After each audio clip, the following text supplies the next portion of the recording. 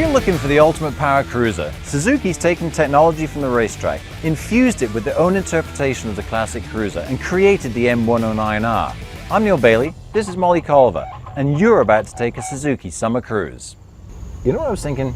How cool is it when we're out around the Dragon, around the Parkway in those areas, these sort of purpose-built motorcycle campgrounds.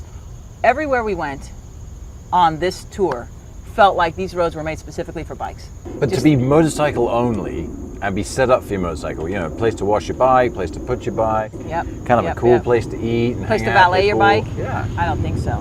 But that's what that's what I wish they would. I wish I could just pull up and go valet, and then they take my bike off, and then they come back and it's all clean and fixed. And but you know what's cool too is you jump straight from the Iron Horse onto 28, and I think that's a fabulous piece of road. Yeah, 28, gorgeous. Actually, for the M109R, 28 is a lot more progressive, and then we got onto that beautiful 4-lane with the views across the lakes and the mountains. Stop, go, up, did you fast, notice them? Oh, I went everywhere. You did look. I mean, you weren't just like No, because it's such a smooth ride. It's such an easy ride. It's such a comfortable ride. The suspension is so beautiful. In the seat, it's just so comfortable that I actually did have a chance to kind of just look around. I was confident that I knew that my bike isn't going to do something when I was riding. Yeah. And if you get time to spend more time in that area, you know, you've got Bryson City, there's Cherokee. We're passing all these really cool towns. And so taking a stop in Silver. I don't know, I mean, I'm not American, but to me that's... You're not American. Did you feel He's not American. You know, I'm confused. I have been holding that. But to me, you know, when you're on the cruiser, you've got the M109R, I'm riding the C50, we sort of pull up on the sidewalk. Okay, we're going to Annie's Bakery for lunch. It's not like we're pulling in for a beer, but it's kind of like that whole sort of, we're in the small mountain American towns, a bit like maybe the cowboys bringing their horses on the sidewalk and going in. Yeah, you can see it. You almost can see how it was, exactly.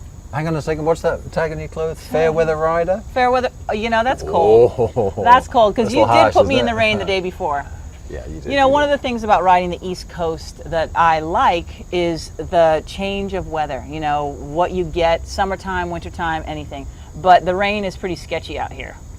You guys get a lot of rain. This has been a very wet summer. Yeah, it's so green. That's what makes it so beautiful. Yeah. So I'll take the good with the bad.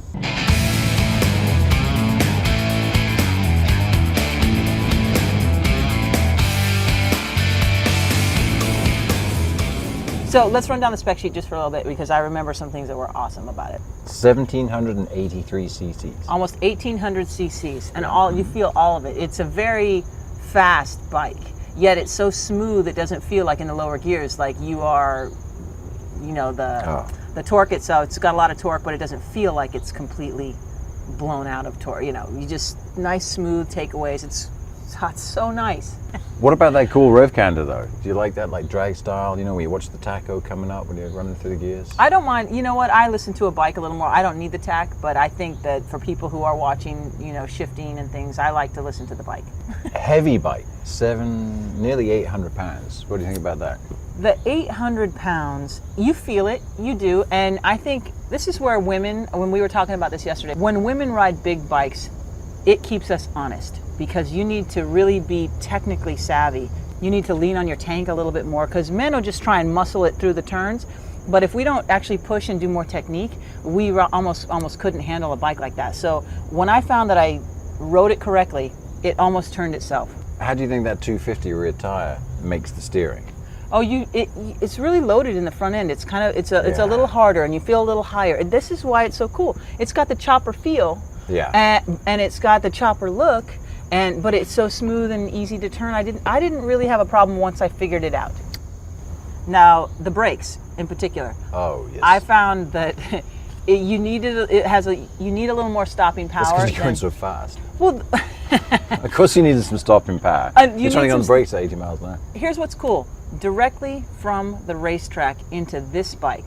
These are the same brakes and inverted forks that are running the Gixxers, right? Am I right? The brakes are radial mount calipers from an 05 GSX-R 1100. It's a 46 millimeter inverted fork, but it's non-adjustable. I guess cruiser people aren't fiddling with rebound and compression and damping and braking. They just want a compliant ride. And you're not pushing this front end into the turn where you would actually need to adjust something like that.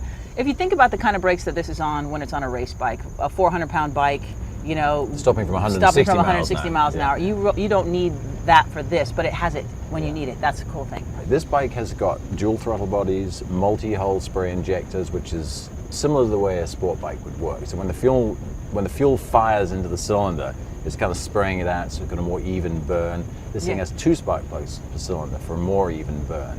And that's why that thing will just pull up off the throttle all the way to red line. You don't feel any glitches in the power, it just Straight makes in. it. So that's borrowed technology right from Suzuki's race program, and as we've seen in the last few years, they've been pretty dominant in superbike racing, so I think they're getting something right. Yeah.